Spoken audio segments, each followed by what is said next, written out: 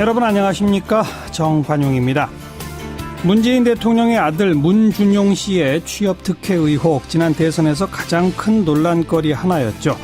당시 국민의당이 취업 특혜를 입증하는 근거다라면서 제시했던 제보가 조작된 것으로 밝혀져서 지금 더 큰 논란이 일고 있습니다.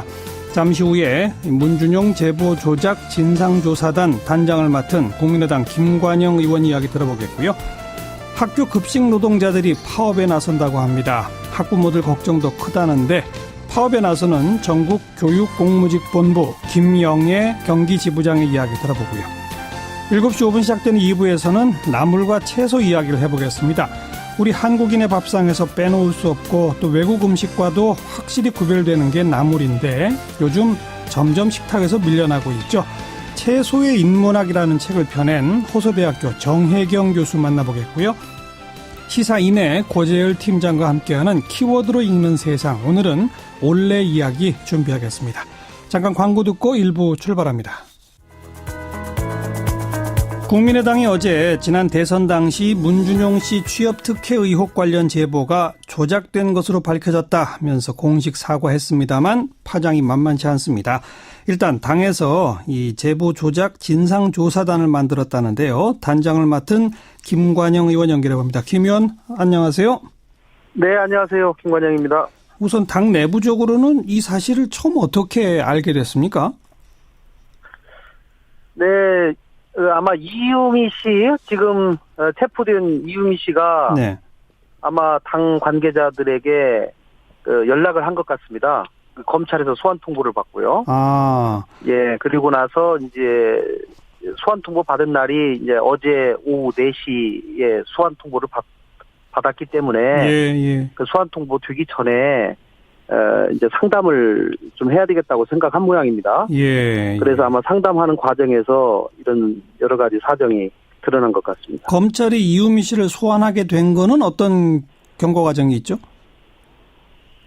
이제 지금까지 고발된 사람들을 조사를 하는 과정에서 그분들이 이제 누구한테 이 제보를 받고 결국은 언론 발표회까지 이르렀는지를 조사하는 과정에서 최종적으로 그것을 제보해 준 사람이 이유미라는 것을 알게 되었고 이제 이유미 씨한테 연락을 해서 소환 통보를 하게 된 거죠. 네. 결국은 검찰에 가면 다 드러나게 되는 마지막 순간에 와서야 실토를 한 셈이네요. 그렇게 된 거죠. 네. 그래서 지금 진상조사단은 어떻게 꾸리셨습니까? 네, 일단은 당내 법률위원장을 맡았던 이건태 전 부장검사 출신 분하고 저하고 일단 둘이서 좀 중요한 분들을 좀 하고요. 가장 중요한 사람이 지금 이유미 씨인데 이유미 씨를 저희가 지금 직접 면담하기가 어렵기 때문에 그 이후에 이유미 씨를 제외한 당시 언론 보도에 관여된 공명선거 추진단에 소속된 다른 분들을 직접 다 면담을 하고 당시의 정황들에 대해서 정확하게 경위를 들어볼 생각입니다. 아직 그 경위 파악에 실제 진행된 건 없어요? 자, 오늘 몇 분들 면담을 했습니다마는 아직 단계에서 제가 그 면담 사실을 밝히기는 좀 부적절한 것 같고요. 여러 가지 퍼즐을 맞춰보고 그리고 전체적으로 사실관계가 파악이 되면 이제 발표를 하려고 생각하고 있습니다. 이 문제의 핵심은 이유미 씨 단독 범행이냐, 아니면 이유미 씨는 지금 사건의 지시자로 이준서 전 최고위원을 지목했다는 거 아니겠어요? 글쎄요, 그것이 사실인지 어쩐지는 모르겠습니다.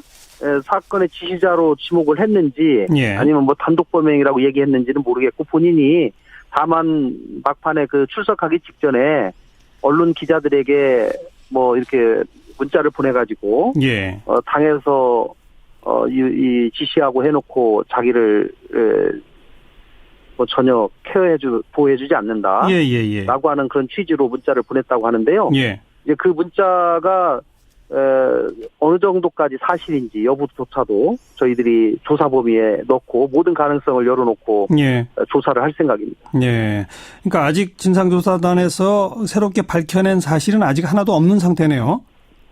네네. 지금 밝혀나가고 있는 상황인데요. 이것이 저희들도 어느 한쪽 당사자 얘기만 들어서는 또 안 되지 않습니까? 예. 항상 모든 일이라는 것이 대화가 있으면 대화를 나눈 사람들을 다 조사를 해봐야지 예. 또 대화의 진실성 여부들이 또 확인되기 때문에 예. 지금 진행 중이다라는 말씀을 드리겠습니다. 지금 일부라도 진행된 그 면담 과정에서 혹시 일부라도 이게 조작된 것이다라고 하는 사실을 이미 알고 있었던 다른 사람들이 있나요?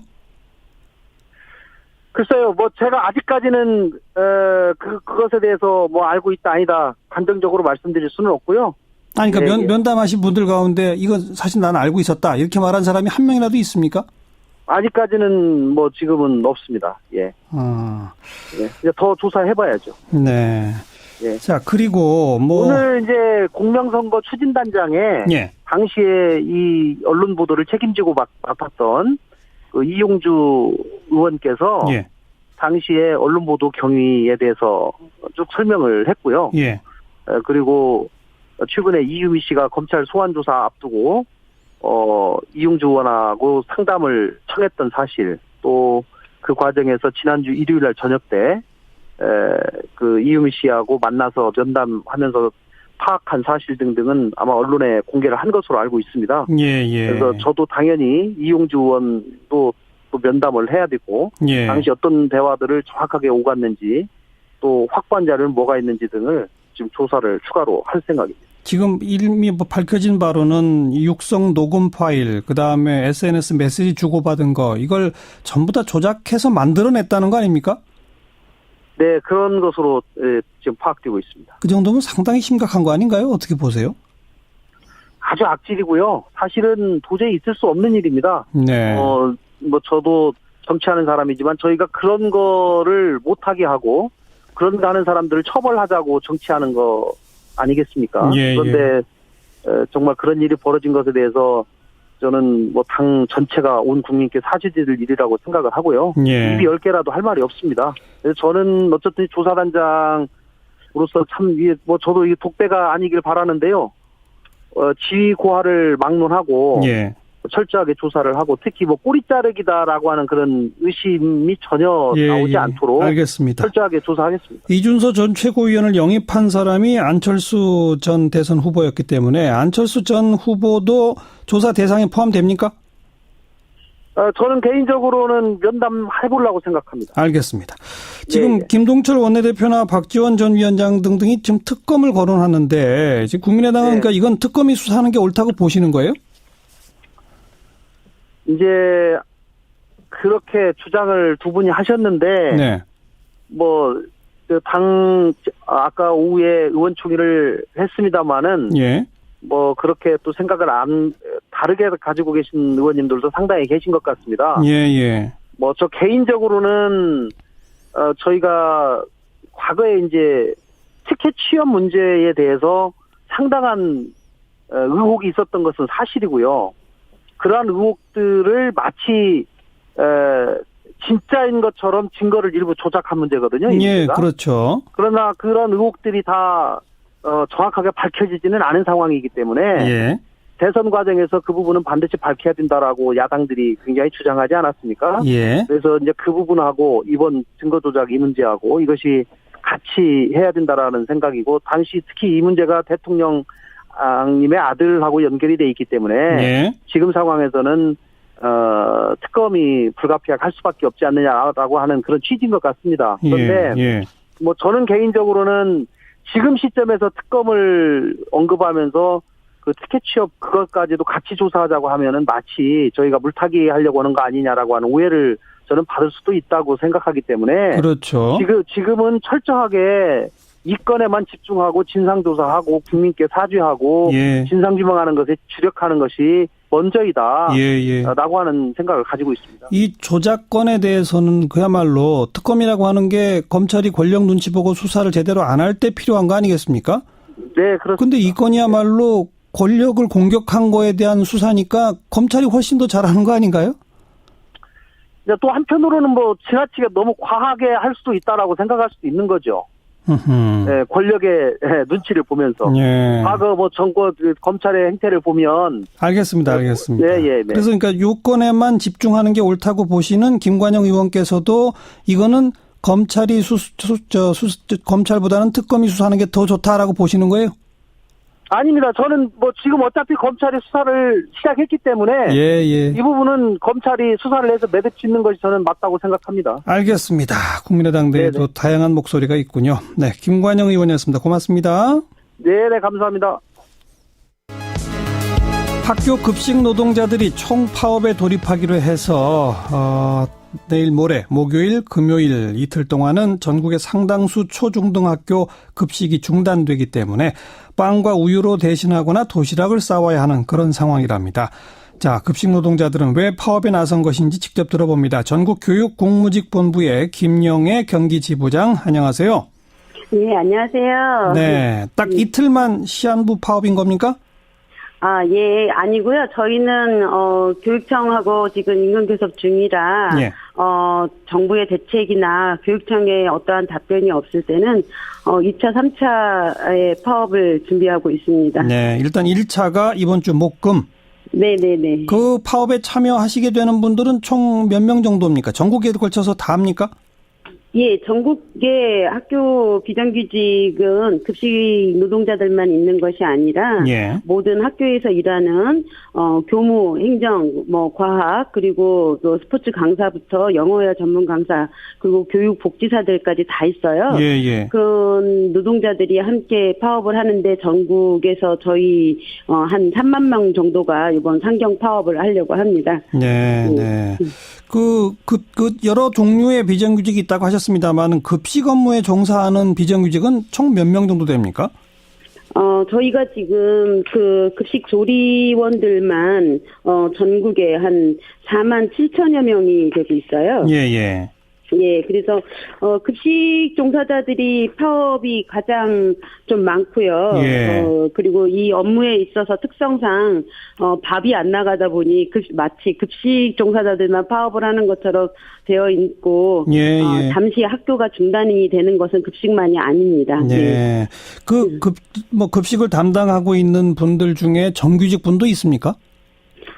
급식을 담당하는 정규직들은 저희하고 굉장히 다르고요. 학교에는 53%의 그 교사와 6%의 공무원 그리고 41% 나머지 41%가 비정규직인데 예. 이번 파업에 임할 수 있는 사람들은 비정규직 단위이고 예. 공무원은 조리사들 그리고 일부 아주 적게 남아있는 조리사들과 그리고 영양교사들이 있습니다.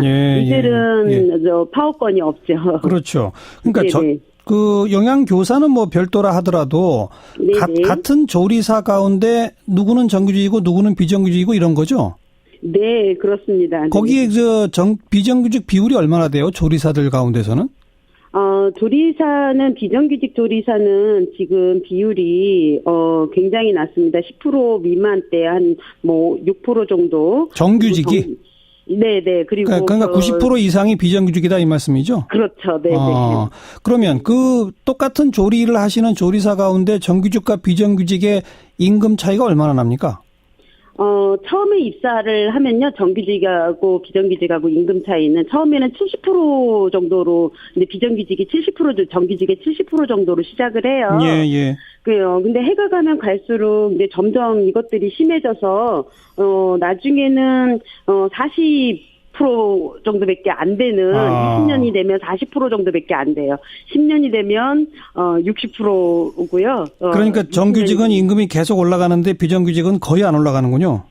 네, 임금이 오른다고는 하나, 기본급 아주 낮은 최저임금으로 받고 있는 저희들의 기본급만 임금 인상이 되다 보니, 저희는, 지금 최저임금 인상률은 7.4%인데, 저희 공무원 기준하고 똑같이 3.5%가 인상이 돼요. 알겠습니다. 그러면 역행하는 거죠, 임금은 오히려. 그러네요. 네.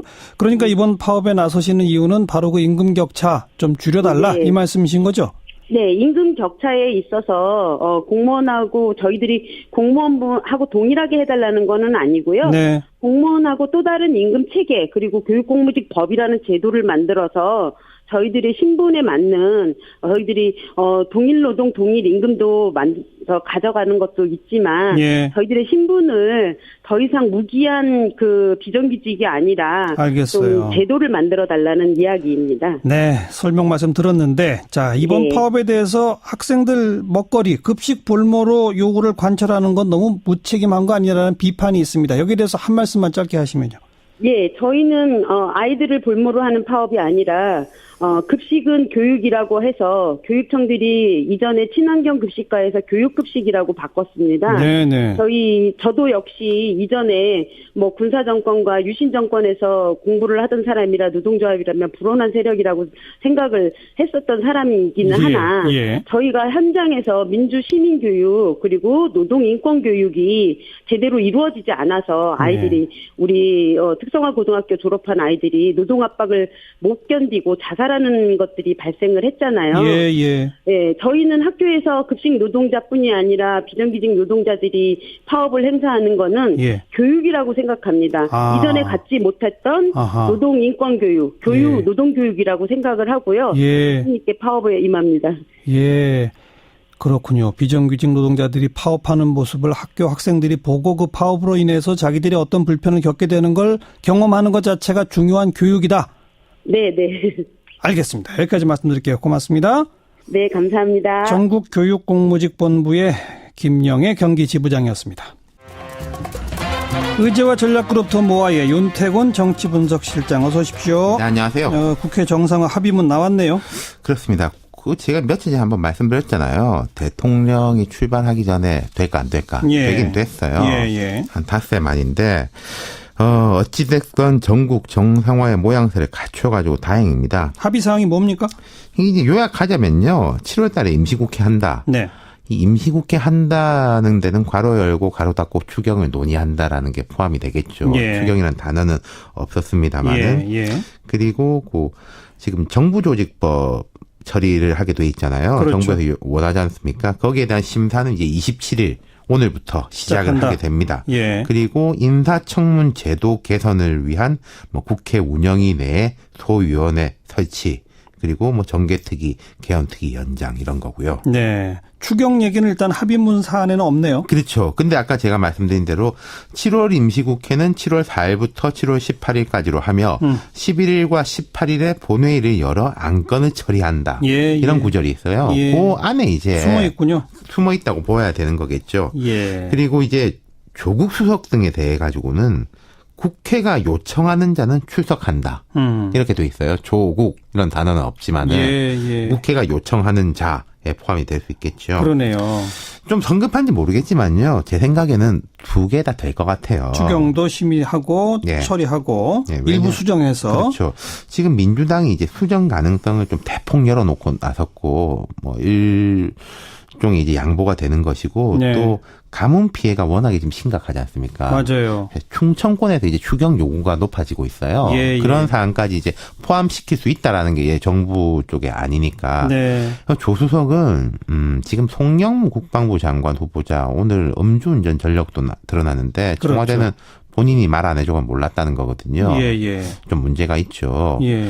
그리고 이제 아까 제가 말씀드린 대로 국회 운영위 내에 인사청문 제도 개선을 위한 소위원회를 구성하게 돼 있지 않습니까? 네. 그러면 조수석이 아마 제가 볼 때 7월 달에는 국회에 나오긴 나올 것 같아요. 네. 그 외에 합의된 것들은 뭐라고요? 정부 조직법 개정안을 이제 이건 근데 별로 쟁점이 없잖아요. 맞습니다. 예. 지금 현 정부가 내놓은 조직 개편안이 그리 대규모가 아니에요. 네. 별로 정치적 논란거리도 없기 때문에 빨리빨리 처리될 것 같고 그렇다면은 내달 한 중순부터는 완전히 전국이 정상화될 거다. 예. 그럼 지금 비정상이냐? 그런 말씀은 아닌데 문재인 정부의 내각 구성이 완료되고 그걸 말씀드리는 거죠. 그렇죠. 따지고 보면은 대선이 5월 9일에 있었으니까 지금 흔히들 이제 인수위 없이 왔다 이런 이야기를 하지 않습니까? 예. 내달 중순이면은 인수위 했다 치고 2달 지나는 거거든요. 그러네요. 정상화되는 게 맞죠. 네. 그 외에 이제 평창 올림픽 특위 연장 이런 것도 있는데 좀 두 가지 또 당장의 현안은 아닌데 유익 있게 봐야 될 게 있습니다. 뭡니까? 헌법 개정 특위. 개헌특위죠. 예. 이게 이제 활동 기간을 연장해서 운영한다. 해야죠, 이건. 예, 자유한국당이 위원장을 맡고 있는데 제가 말씀드린 대로 7월에 전국 정상화 된다면은 이 특위에도 관심이 쏠릴 거예요. 청와대에서도 개원 약속을 했고 청와대에서 그런데 6월 임시국회는 좀 아니지 않냐. 처리할 것들이 많으니까. 그렇게 말해놓은 상황이기 때문에 7월부터는 가는 거죠. 예. 내년 지방선거 때 개헌이 완료가 되려면은 사실 시간이 그리 많은 것도 아닙니다. 그렇죠. 예. 빨리 본격 가동해야죠. 예. 그리고 또 하나 정개특위가 구성이 됩니다. 이건 뭐 선거제도 개혁 이런 것 때문이죠? 맞습니다. 예. 그간의 정개특위라는 게 매 국회마다 있긴 있었는데 이번은 위상이 좀 다른 게 합의문을 보면은 선거제도 등 개선을 위하여 입법권이 부여되는 정개특위. 위원은 여야 동수인데 위원장은 여당이 맡는다. 이거예요. 입법권이 부여되는 특위예요? 네. 요게 정말 특징이네요. 그렇죠. 예. 그런데 정개특위의 의결은 다수결이 아닌 합의에 의해 처리되며 체계 및 자구 심사를 위해 법사위 심의를 거친다 이렇게 되어 있는데요. 네. 이게 참 두 가지 상반되는 의미가 다 담겨 있는 거예요. 어떤 거죠? 입법권이 부여되고 여당이 위원장을 맡는다. 그럼 이제 위상이 아주 높다는 거 아니겠습니까? 그렇죠. 개헌특위하고 별도로 정개특위잖아요. 예. 저는 이제 개인적으로는 뭐 제 개인 생각입니다만 권력 구조 개헌보다 어찌 보면 선거제도 개선이 더 중요할 수 있다고 보거든요. 예, 그렇게 지적하시는 정치학자도 많아요. 예, 다당제가 안착이 되면은 뭐 이원집 정부제나 내각제나 이런 건 따라오는 거다라는 건데 그만큼 위상이 높아지는 건 맞는데 다수결이 아니라 합의에 의해 처리한다. 선거제도 개선은 지금까지 다 합의에 의해 처리했던 게 관행이긴 합니다. 물론 그래요. 그리고 또 법사위 심의를 거친다. 예. 이게 안전장치라고 할까요? 브레이크라 할까요? 이게 두 개나 달린 거예요. 아하. 이 문구를 글자 그대로 받아들이면은 4개 교섭단체 중에 단 한 곳만 반대해도 못 바뀐다는 말이죠. 그러네요. 못 바뀌면은 그대로 간다는 거 아니겠습니까? 그러네요. 지난 국회 때도 뭐 이게 좀 뭐 바꿔보자 하다가 시간에 쫓겨가고 그냥 넘어갔거든요. 네. 근데 조금 긍정적인 걸 말씀드리자면은 총선이 3년 남았어요. 그렇죠. 빨리 시동을 걸면은 할 수 있는 기간도 넓다는 거죠. 네. 거기다 이제 개헌 특위하고 어떻게 좀 연동돼서 갈 수 있을까 이런 기대도 있는 거고요. 네. 그래요. 입법권을 부여받은 정개특위가 이번은 진짜 옥동자를 좀 탄생시켜 주길 바랍니다. 수고하셨어요. 감사합니다. 윤태권 실장이었고요. 1부 마칩니다. 7시 5분 2부에 다시 옵니다.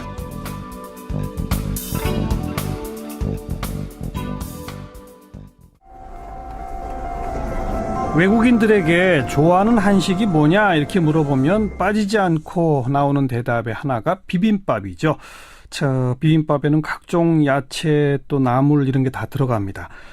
우리 전통 음식 가만히 뜯어보면 채소와 나물을 이용해서 데치고 무치고 찌고 참 조리법도 다양한 그런 요리들이 많은데 그런데 이 손이 너무 많이 간다. 또 요즘 아이들이 좋아하지 않는다. 이런 이유로 요즘 우리 식탁에 나물이 자꾸 사라지는 것 같죠.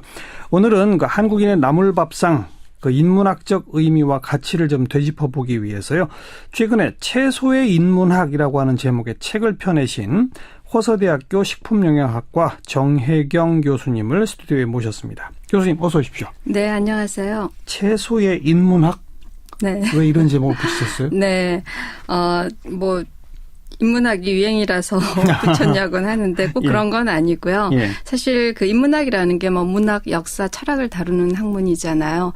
그러니까 채소라는 게 우리 민족이 선사시대 이전부터 먹어왔고 그야말로 채소의 역사를 다루고 인간을 중심에 두고 또 이제 정서, 문화를 다루니까 우리가 채소를 그런 관점에서 한번 바라보는 것도 좋을 것 같아서 네, 채소의 인문학이라고 했습니다. 결국 네. 책의 제1장 1부가 한국인에게 채소는 무엇인가? 네. 조금 아까 우리 민족은 뭐 선사시대부터 그렇죠. 채소를 먹어왔다? 네, 네. 근데 그건 우리 민족뿐이 아니잖아요? 네, 전 세계 민족이 그렇죠. 그런데 네, 우리 민족은 이제 이런 그 지형 조건 때문에 육식의 전통은 이제 많지 않았고요. 주로 이제 그 산이 많았기 때문에 결국은 이제 채소가 중요한 생계 수단이었던 거죠. 네, 그래서 그때부터 이제 그 현대까지 우리 민족의 네, 중요한 먹거리였기 때문에 뭐 나물 민족이라고 하죠. 네. 나물 민족. 네. 그러니까 유독 우리 한민족이 지형 조건 때문에 네, 그렇다고 봐야 되겠죠. 네. 그 지형 조건이라는 것은 산이 많고. 네. 그런데 동물도 꽤 있었지 않나요? 네, 그러니까 이제 그 처음에 우리가 육식의 전통이 있다고 얘기하는 거는 이제 만주나 고구려에서는 육식의 전통이 있었는데 이쪽으로 내려오면서 육식의 전통이 이제 사라지죠. 그러니까 지형 조건이 제일 컸고 만주나 그쪽은 네. 대평원이 있고 네, 전통은 다소 있었지만 그래도 채소가 굉장히 중요한 먹을거리였고요. 네. 이제 그러다가 남쪽으로 내려오면서 유목민의 전통이 사라지고 또 이제 삼국시대 이후는 불교의 영향으로 그러니까 채식 민족으로 정착이 된 것 같습니다. 불교 영향도 또 네, 있었고. 상당히 컸습니다. 네. 네. 또 한편은 드넓은 평야 이런 게 없으니까 논농사 이런 것도 좀 다른 데에 비하면은 그렇게 그렇죠. 많지 않았을 것이고. 네, 산이 굉장히 중요했기 그렇죠. 때문에 산에서 나는 이제 그런 그 산채를 특히 잘 조리해서 먹은 그런 민족이라고 볼 수 있을 것 같습니다. 예. 네. 그리고 이제 2부에 한국인의 상용 채소 이야기라고 나오고 채소, 소채, 야채 그리고 나물 뭐 네. 이렇게 나오는데 네. 이게 다른 개념인가요? 같은 개념인가요? 네, 사실은 이제 저희가 채소라고 하기도 하고 어떤 분은 뭐 야채 그러니까 혼용해서 쓰고 계시잖아요. 그래서 그 어원을 좀 찾아봤거든요. 그래서 보통 이제 그 채소라는 표현은 과거서부터 한자어 표현으로 나오고요. 그리고 이제 채소보다 더 많이 쓰였던 어원이 이제 소채. 네. 그리고 요즘 뭐 야채를 일본 말로 많이 아시고 계신데요. 사실은 이제 조선시대 고문원에는 야채라는 한자어가 굉장히 많이 나옵니다. 등장해요? 네, 이런 것들은 다 한자어의 표현이고요. 사실은 이제 일반 이제 민중이나 서민들은 뭐 나물, 남새, 푸새 이제 이런 표현으로 훨씬 더 많이 지칭했다고 보입니다. 네. 네. 나물은 채소의 일종인가요? 네, 그러니까 나물이 이제 그 일반적으로 두 가지 뜻으로 쓰이는데요. 이제 뭐 콩나물 같이 채소 자체를 지칭하기도 하고요. 또 이제 가장 많이 쓰이는 용어는 이제 채소를 조리해서 무친 반찬을 이제 나물이라고 그렇죠. 보는 거죠. 예. 그러니까 우리를 나물민족이라고 하는 거는 그 채소나 이런 것들을 굉장히 잘 조리해 먹은 그런 역사와 전통을 가진 그런 민족이다. 그렇게 네. 보는 거죠. 우리 네. 민족이 조리해 먹는 이 채소나 나물의 종류가 도대체 몇 개 정도라고 생각하세요? 몇천 가지라고 하니까 저도 그래서 뭐 몇천 가지가 먹을 수 있다고 하고요. 뭐 3,500가지 정도가 분류되어 있다고 하고 먹을 수 있는 걸로 3,500. 네. 근데 뭐 그걸 다 상용하지는 않겠죠. 뭐 그러니까 재밌는 속담으로 99가지 나물 이름을 알면은 이제 뭐 기근을 견딜 수 있다. 뭐 그런 표현도 있고요. 네, 굉장히 뭐 종류가 다양해서 사실은 제가 호남 지역에 그 장수 지역이라고 하는 뭐 구례, 곡성, 순창, 구곡순 담양이라고 하거든요. 예. 거기 조사도 가보니까 저도 도저히 알 수 없는 그런 수없이 많은 나물 이름들을 그래요. 그분 85세 노인분들이 다 되셔서 사실은 책 뒤에다가 표로 정리도 했습니다. 네, 정말 저도 놀랐습니다. 네. 저도 뭐 어머님이나 뭐 장모님 가끔씩 묻혀주시는 거 보면은 처음 들어보는 것들도 많이 등장을 하고 게다가 이제 여행을 다니면서 여기저기 다녀보면 정말 희한한 나물들이 많더라고요. 나물들이 많죠. 네, 특히 뭐 이제 그 강원도 산간 지역이나 이제 호남 뭐 이런 쪽에 가면 갈수록 아직도 그 나물들이 남아 있는 것 같아서 굉장히 이제 그런 것들을 좀 더 기록하고 보존하는 것도 좀 필요하지 않을까. 그런데 그거는 어떤 양념을 넣어서 어떻게 이렇게 조물조물 무치느냐. 소위 어머님의 손맛. 그리고 우선 조리하는 과정이 굉장히 힘들잖아요. 깨끗이 씻어야죠. 그렇죠. 어쨌든 살짝이든 데쳐야죠. 거기 들어갈 각종 양념을 또 다 이렇게 넣어서 그래놓고 만드는 데는 시간이 많이 걸리는데 먹다 보면은 너무 빈약하죠. 만들어 놓고 두세 젓가락 먹으면 끝이에요. 네. 그게 사실은 그래서 이제 그리고 사실 그 채소라는 게 고기에 비해서 그 밋밋한 맛 때문에 맛을 느끼기가 어렵잖아요. 바로 이제 그런 점이 문제라는 거죠. 그래서 이제 젊은 친구들이 채소, 네, 특히 나물을 싫어하고, 그러니까 우리 전통적인 그런 이제 밥상이 깨진다는 그런 생각도 들고요. 이제 그걸로 끝나는 게 아니고 잘 아시겠지만 이제 건강에도 상당히 영향을 줄 수 있다는 거죠. 예, 결국 뭐 이제 채소나 나물을 먹던 게 육식으로 대체되고 또 굉장히 편한 패스트푸드로 대체되니까 사실은 굉장히 이제 그 지금 현대인들이 앓고 있는 문제를 다 거기서 보거든요. 그렇죠. 네, 네. 예. 그래서 이제 이런 고민들을 담은 책이라고. 그러니까 이 책의 3부에는 이제 다양한 채소 조리의 세계라고 나옵니다. 네, 네. 제가 방금 얘기한 것처럼 그렇게 번잡하고 복잡한 과정을 꼭 거쳐야만 되는 게 그렇지는 않죠. 간단히 하는 것도 네, 많이 엄청 있는 거죠? 많죠. 네, 조리법이 저희가 생각할 거 이상으로 많습니다. 사실 제가 다 굉장히 뭐 나름 소개를 했는데요. 찜부터 시작해서 간단하게 뭐 생채, 꼭 데치지 않아도 되는 생채, 그리고 국에다가 간단하게 나물을 넣으면 나물국이 되는 거고요. 네, 그게 지혜의 국이죠. 네, 그리고 뭐 네. 나물죽도 마찬가지고요. 그래서 이런 것들이 뭐 현대 관점에서 보면 그야말로 건강식이죠. 뭐 더 이상. 그래서 사실 뭐 조리법이 복잡할 수도 있지만 또 어떻게 하느냐에 따라서 굉장히 간단하게 채소를 응용한 그런 것들을 만들어 먹을 수도 있습니다. 맞아요.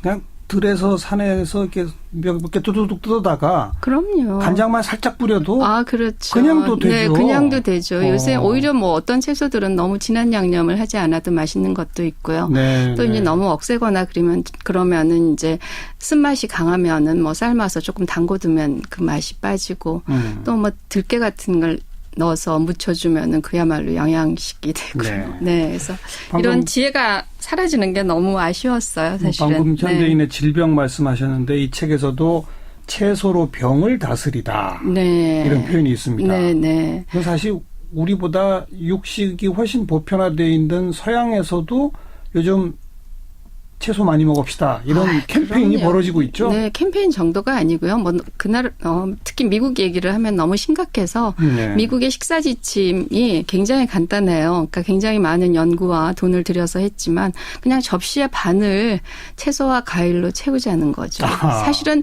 채소로 더 채우는 게 좋습니다. 네. 과일은 그 단맛 때문에요. 사실은 피해야 되실 분도 있고. 그래서 서양이 지금 뭐 그 만성질환 예방 연구는 전부 다 채소 안에 있는 그 식물 영양소, 생리활성 물질에 맞춰져 있다고 해도 과언이 아닙니다. 그래서 어떻게 하면 많이 먹이느냐 이게 뭐 최대 숙제죠. 네. 근데 반대로 우리는 이 채소와 나물 위주로 먹다가 요즘은 고기 섭취량이 점점 늘어나서 어느 정도로 심각하냐면요. 1969년에 전체 식물성 식품, 그러니까 뭐 물론 쌀을 다 포함한 거죠. 그게 97%고 그다음에 동물성이 3%였어요. 지금은 한 20에서 30%까지 동물성 식품이 불과 50년 사이에. 그래서 굉장히 저는 20%를 지켜주면 좋겠거든요. 그래서 좀 이 점도 건강에도 걱정이 되고. 그래도 아직 동물성이 절반까지 되거나 그러지는 않는군요. 그럴 수는 없죠. 왜냐하면 쌀을 포함하는 국물을 포함한 주식이고 그리고 서양도 이제 빵을 포함하니까. 하긴 빵도 곡물이죠. 네, 곡물로 식물성의 범주에 들어가죠. 그렇죠. 근데 거기는 한 40%를 넘어가고 있으니까 동물성 식품이. 저희는 20%에서 30%를 왔다 갔다 하고요. 그러니까 아무리 많이 늘어나도 이제 그 30% 이하에서 뭐 가능하면 25% 지켜주면은 가장 쉽게 자기 식단을 구성할 수 있는 방법이죠. 또 비용 면에서 봐도 이쪽이 훨씬 저렴한 거 아닙니까? 네, 비용뿐만이 아니라 환경 문제 얘기도 했는데요. 사실 고기 100g을 만들려면 보통 곡물이 8배, 7배에서 8배 드니까 사실 3개의 곡물을 먹어 치우는 거죠. 고기를 먹는다는 거는. 그러네요. 그렇죠. 그리고 고기를 이제 한다는 건 그 목축을 하는 거잖아요. 동물을 키울 때 그 이산화탄소가 굉장히 공기 오염의 원인이 되고 거의 24배 CO2를 만들어내고 이게 이제 먹거리가 그냥 개인의 먹는 차원이 아니라 지구 환경 문제에도 연결돼 있기 때문에 우리나라뿐만이 아니라 이제 서양에서도 뭐 로컬 푸드라든지 이런 그 먹거리 운동을 많이 관심을 갖고 하고 있죠. 네. 그래서 이 책의 마지막 장이 나물. 네, 지구의 미래다. 미래에 대한 음식이다. 네, 네. 그냥 그 서양 사람들이 먹는 그 샐러드 갖고는 채소를 많이 먹기가 어렵거든요. 생채소에다가 뭐 드레싱을 해서. 그러니까 나물 아까 처음에 말씀하셨던 비빔밥 이런 게 사실은 세계인들한테 굉장히 중요한 대한 음식이 될 수 있고. 네. 저는 이제 그게 이제 지구를 살리는 길이고 뭐 거기까지 간 거죠. 그렇죠. 네. 그럴만 하잖아요. 네. 이제 먹거리 문제가 굉장히 심각해진 건 사실이거든요. 방금 언급하셨듯이 고기 100g 만들기 위해서는 7, 8배의 곡물이 들어간다. 네. 다시 말하면 선진국 사람들이 고기에 먹는 양을 좀 줄이면 그럼요. 지금 아시아, 아프리카 기아를 네. 다 해결할 수 있는 다 해결할 곡물이 나오잖아요. 나고도 남죠. 그러니까요. 네, 네. 그래서 또 고기를 많이 먹어서 건강하냐 굉장히 심각하거든요. 거의 비만과의 전쟁의 원인은 아마 동물성 지방이라고 보셔도 됩니다. 근데 어릴 때부터 그거 먹기 시작하면요. 고기 안 먹으면 정말 못 견디는 거죠. 네. 그러니까 어릴 때부터 채소 나물은 길들여지지 않으면 절대로 찾기가 어려워요. 근데 요새 아이들이 이제 그런 게 자꾸만 줄어드니까 굉장히 걱정이죠. 제가 뭐 어느 다큐멘터리 프로그램에서도 봤는데 워낙 그런 그 육식에 익숙한 미국이나 이런 그렇죠. 데서도 네. 초등학교 쪽 교정에 네. 조그맣게라도 텃밭 같은 걸 만들어서 아이들한테 채소를 직접 기르게 하고 그랬더니 안 먹던 아이들이 그걸 먹는다는 거예요. 그럼요. 그게 굉장히 그 미셸 오바마가 들어가면서 그 백악관의 텃밭 만드는 것부터 시작을 했거든요. 매튜 무먼트에서. 그래서 지금 굉장히 스쿨 가드닝이라고 해서 굉장히 하고 있어요. 근데 사실 참 미국은 힘들죠. 제가 먹거리 사막 얘기도 했는데요. 네. 정말 채소가 금방 상하거든요. 그렇죠. 워낙 땅은 넓고 이제 가공식품은 팔기가 쉬운데 그래서 정말 채소를 먹고 싶어도 먹을 수 없는 그런 지역이 있어요. 그래서 미국 정부는 이제 그걸 먹거리 사막이라고 하고 막 그걸 어떻게 해결하냐 그런 고민을 하고 있죠. 우리는 사실 채소 천국이거든요. 뭐 정말 뭐 저는 아파트에 사는데 아파트 앞에도 지금 채소를 30년째 파시는 할머니가 계세요. 그래서 그렇게 쉽게 정말 할 수 있는데 왜 우리가 채소를 외면하는가 이제 이런 고민도 담겨 있죠. 그렇지만 1인 가구가 증가한다. 네. 맞벌이 부부가 증가한다. 네. 그러니까 간편하게 조리해 먹는 걸 찾게 된다. 그렇죠. 그리고 방금 언급하셨듯이 채소는 장기 보관이 어렵다. 네, 그렇죠. 뭐 이런 것들이 자꾸 고민이죠. 네. 밀어내는 거잖아요, 채소를. 네. 그 고민을 정확히 짚어주셨는데요. 사실 굉장히 이제 저도 일하는 여잔데요.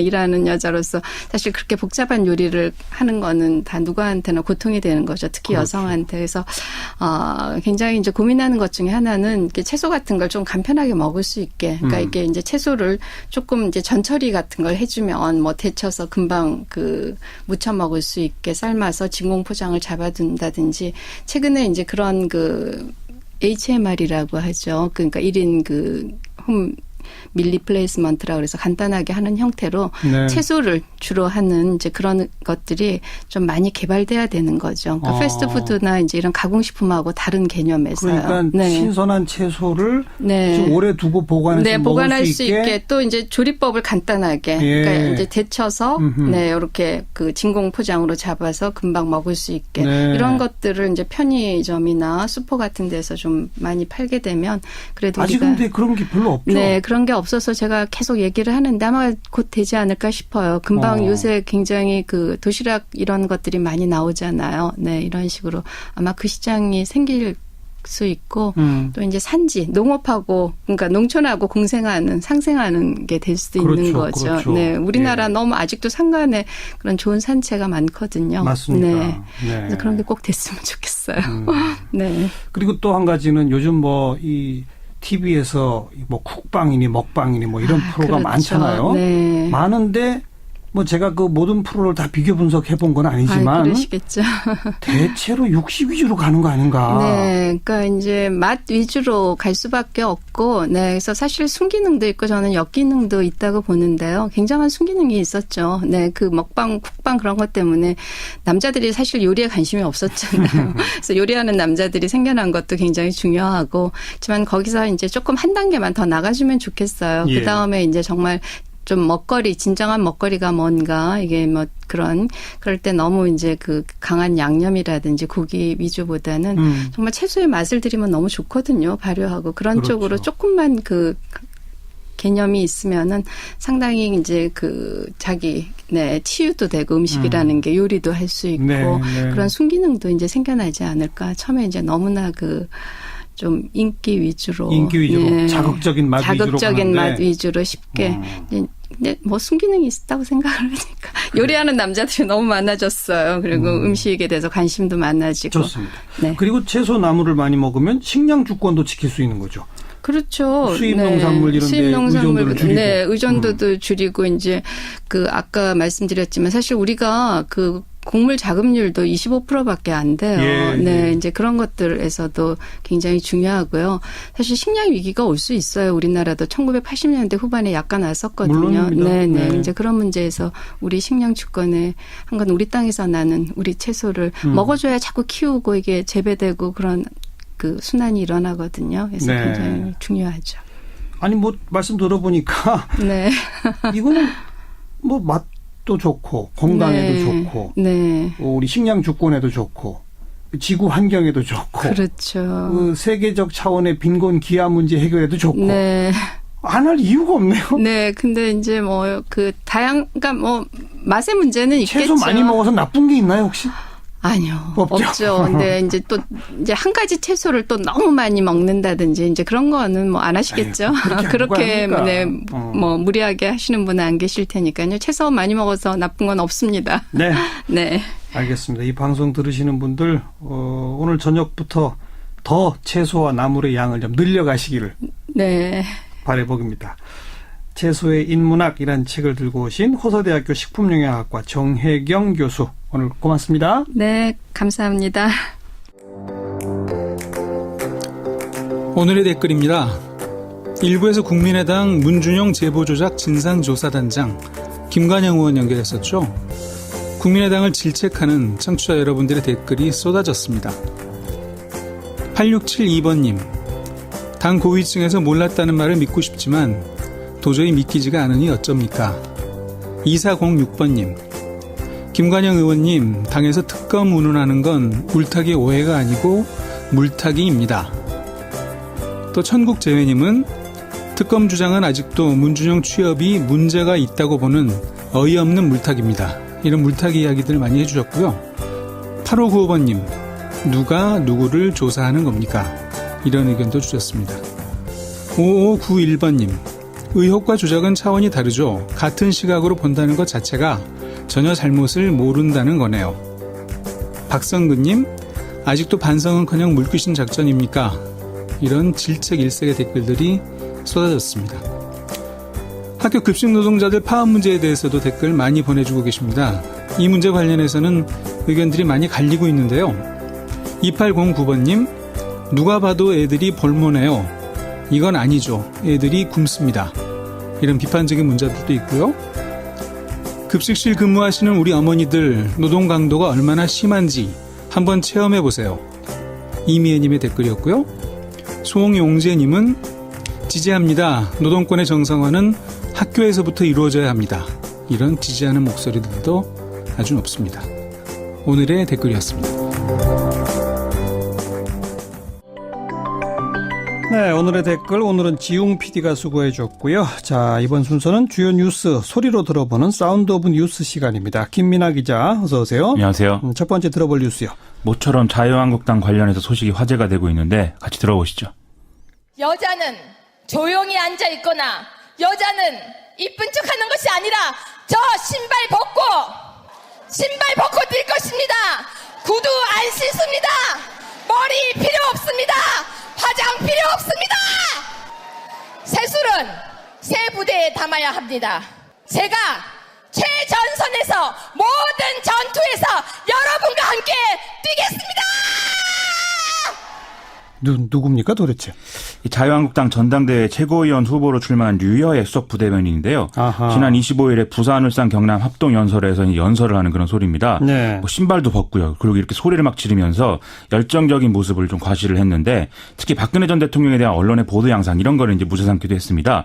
여성이라는 이유로 머리를 풀어헤친 전후 사진 같은 걸 언론들이 비교했는데 아무도 지적 안 하더라 뭐 이런 얘기도 했고요. 예. 이 얘기는 친박계로 알려져 있고 마찬가지로 최고위원 출마한 김태흠 의원도 하고 있거든요. 네. 종합하면은 자유한국당 지지층으로서 이제 박근혜 전 대통령의 동정적 시선을 갖고 있고 여성으로서 겪는 차별적 문제에 공감할 수 있는 이런 이제 계층에 호소하려고 하는 그런 전략인 것 같습니다. 지난 대선에서 자유한국당이 여성 유권자들한테 별로 좋은 소리를 못 들었잖아요. 그게 이제 큰 문제인 거죠. 이게 홍준표 전 지사 때문인데 명백한 성차별적 인식을 계속 드러내면서도 큰일이 아니다라는 듯이 이제 행동을 했고 예. 그러면서도 대선을 완주했고 이번에 또 대표 후보로 나오니까 이제 좀 이런 이제 그 어필하는 모습들도 소용이 없다 이런 얘기가 안 나올 수가 없겠죠. 예. 좀 이게 좀 잘 류여의 부대변인 같은 이런 주장들이 좀 어필을 하려면 자유한국당이 보수 정당으로서 거듭나는 그런 모습을 보여줘야 됐는데 홍준표 전 지사가 대표로 유력하다고 하니까 제대로 될지가 좀 의문이라는 거죠. 네. 오히려 지금 대선 때보다도 더 냉소적인 태도로 막말을 하는 이런 모습까지 지금 보여주고 있기 때문에 보수층 일부는 좀 여기에 좀 지쳐 있는 그런 분위기도 좀 있는 것 같습니다. 네, 이런 상황이 바른정당한테는 기회일 수도 있죠. 이 기회를 살리려면은 독자 노선을 지키고 혁신을 제대로 해야 또 기회가 좀 살려지겠죠. 그런데 지방선거 앞두고 보수가 뭉쳐야 된다. 즉 자유한국당과 바른정당이 함께해야 된다. 이런 주장이 여러 군데서 나오는 건 또 사실입니다. 그렇죠. 이 바른정당이 이혜원 의원 대표로 뽑은 상태고 여기에 이제 홍준표 전 지사가 자유한국당 대표가 되면은 이런 주장이 좀 힘을 잃을 수도 있는 상황이 이제 단기적으로는 나올 것 같은데요. 이런 상황 보여주는 게 또 정병국 의원의 자서전 논란이죠. 그 자서전에 홍준표 전 지사가 뭐 바른정당 입당 의사를 타진했다 이런 대목이 써 있다면서요? 그렇습니다. 이 책 제목이 다시 쓰는 보수 나는 반성한다라는데 이 바른정당 창당할 때 홍준표 전 지사가 측근을 통해서 합류 의사 밝혔다라는 얘기인 거죠. 이 얘기를 어제 경쟁자인 원유철 의원이 합동 연설에서 언급을 했었는데 홍준표 전 지사는 아니다라고 하면서 이제 같이 사진 찍는 이런 시간이 있었는데 이거 그냥 뭐 안 하고 나가버렸습니다. 네. 그리고 페이스북에 김대엽식 공작 정치하는 두 사람에게 전당대회 끝나고 책임 묻겠다 이런 걸 또 쓰기도 했죠. 예. 그나저나 입당 의사를 타진했다는 그 측근은 누구예요? 밝혀졌어요? 윤한홍 의원으로 알려져 있는데요. 오늘 또 보도자료로 입장을 밝혔습니다. 예. 이런 내용들은 정병국 의원의 소설일 뿐이고 그것을 인용한 원우철 의원은 정치 도의를 어겼다라는 건데요. 오히려 탈당은 당시 이제 자신이 하려고 했는데 홍준표 전 지사가 말렸다 이런 내용도 포함이 되어 있습니다. 아하. 즉 이제 바른정당에 대한 태도를 두고 좀 배신자 프레임 이게 형성이 되고 있는 상황인 거지요. 홍준표 전 지사가 대표가 될지 그건 두고 봐야 되겠지만 양당 사이는 좀 앞으로는 좀 대면대면한 그런 상황 될 것 같습니다. 대면 정도가 아니라 좀 상당히 나빠진 상황으로 그렇죠. 가는 거 아닌가? 대립을 하는 그런 분위기 형성되는 것이죠. 다음 뉴스 들어보죠.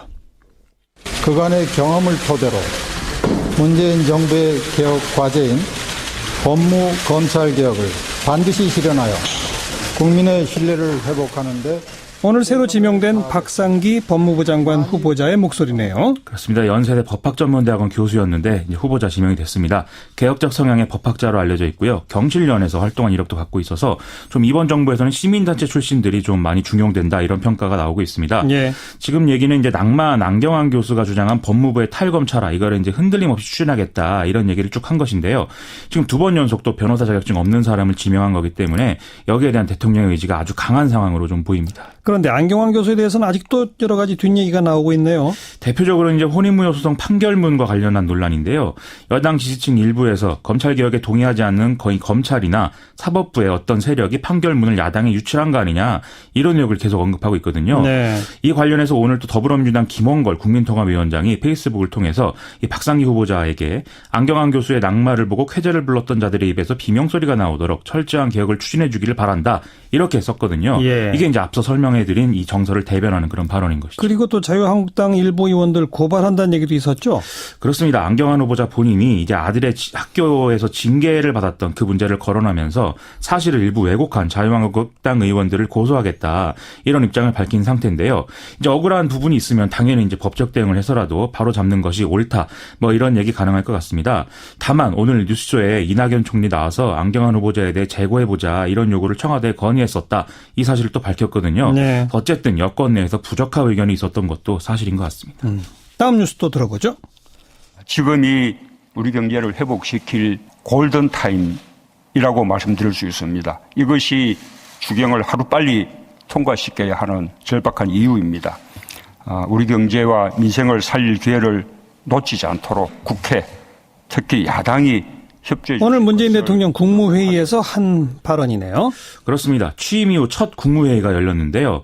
이전 정부에서 임명된 장관 그리고 현 정부에서 임명된 장관들이 같이 앉는 이런 진풍경이 벌어졌습니다. 예. 국무위원 27명 중에 13명만 이제 문재인 대통령이 임명한 그런 인사였던 거죠. 또 첫 수석 보좌관 회의 이후에 문재인 대통령의 회의 철학이 또 강조가 됐는데요. 대통령과 총리의 의견에 대해서 국무위원들이 언제든 이 일을 말을 해달라 뭐 이런 얘기하면서 엉뚱한 소리도 환영한다 이렇게 얘기를 한 겁니다. 네. 일방적으로 뭐 지시를 하다라고 수첩에 적는 이런 회의는 안 하겠다라는 건데 좀 이런 모습은 앞으로 기대가 됩니다. 오늘 발언의 요지는 추경에 대한 그 협조해달라 이거가 핵심이죠. 그렇습니다. 내일부터 미국을 방문하는데 한미 정상회담보다도 추경이 처리될지 이게 더 걱정이 된다. 이런 취지의 발언을 대통령이 했거든요. 네. 역대 정부에서도 새 정부가 출범하면 추경과 정부조직법을 처리해 주는 게 좀 국회의 어떤 정치상의 도의였는데 지금은 그렇지 못해 안타깝다. 이런 얘기도 했습니다. 네. 또 국회가 협조를 해주면 3% 성장 시대 회복할 수 있다. 이런 이제 그 포부도 밝혔는데요. 일단 뭐 추경에 대한 건 제외되어 있는 상태긴 한데 어쨌든 국회 정상화에 여야가 합의한 상태이기 때문에 이 추경과 정부조직법에 대한 이 좀 어떤 합의 그런 것들을 좀 기대해 볼 수 있는 상황인 것 같습니다. 네. 또 다음 뉴스 들어보죠. 변칙적 탈세 행위는 국세청의 인력과 자원을 집중 투입해 반드시 바로잡아 나가겠습니다. 최순실. 네. 한승희 국세청장 후보자. 오늘 청문보고서 채택됐죠? 국회 기재위 열었는데 단 5분 만에 처리가 됐다고 합니다. 이 보고서 내용도 경력, 전문성, 추진력 면에서 적격이다. 이런 의견이 다수 기재된 것으로 파악이 되는데요. 뭐 이견이 없었다. 이런 얘기인 것이죠. 우리 국민들도 다른 때보다는 훨씬 큰 기대를 갖고 있는 것 같아요. 이 두 가지 부분에서 그런 것 같은데요. 첫 번째는 이제 방금 들으신 대로 최순실 씨의 은닉재산 환수 문제입니다. 맞아요. 이 한승희 후보자는 인사청문회 과정 중에 이것을 요구하는 청문위원들에게 이제 긍정적인 취지로 답변을 쭉 해왔고요. 이미 또 진행하고 있다 이런 식으로 답변을 했죠. 그렇죠. 국세청이 조사 중이다 이렇게도 얘기를 했고요. 두 번째는 문재인 대통령의 공약 이행을 위한 재원 확보라는 부분에서도 좀 기대감이 있는 것 같습니다. 청문회 과정에서는 한승희 후보자가 이걸 좀 과도한 쟁점화를 시키지 않으려고 하는 이런 태도를 많이 보였는데요. 오늘 언론 보도를 보면은 국세청이 탈루 세금 과세 강화로 2022년까지 매년 4조 5천억 더 걷겠다 이런 내용을 국정기획자문위에 보고한 것으로 보도가 나오고 있거든요. 예. 근데 뭐 꼭 공약 이행 문제가 아니더라도 불법적으로 안 내는 세금 정확하게 걷는 것은 뭐 국민 다수의 기대인 게 맞는 것 같습니다. 네. 앞으로 남은 청문회 일정 어떻게 됩니까? 28일에 송영무 국방부 장관 후보자, 김영록 농림축산식품부 장관 후보자 청문회 진행되고요. 29일에는 김상곤 부총리 겸 교육부 장관 후보자, 조명균 통일부 장관 후보자, 30일에는 조대혁 고용노동부 장관 후보자 이렇게 좀 진행이 됩니다. 네. 이 중에 야당이 지금 뭐 벼르고 있는 부분이 송영무, 김상곤, 조대혁 후보자 관련인데요. 세 사람이죠? 그렇죠. 오늘 새롭게 논란이 된 거 송영무 후보자 관련인데 해군 중령이던 지난 1991년에 음주운전 단속에 적발이 됐는데 법적 처벌을 받지 않고 대령으로 진급했다. 이런 얘기가 나오고 있는 거죠. 이건 청와대도 또 몰랐다면서요? 그렇습니다. 이게 관련 자료가 헌병대 내에 있기 때문에 사찰을 하지 않는 이상 알 수가 없다. 이렇게 해명을 했고요. 송영무 후보자가 먼저 알아서 얘기했어야 되는 거 아니냐 이런 질문에 대해서는 이 사건이 소속 부대로 이첩된 다음에 그냥 종료된 것으로 생각을 해서 따로 검증 리스트 체크할 때는 답변 안 한 것으로 안다. 이렇게 좀 해명을 했습니다.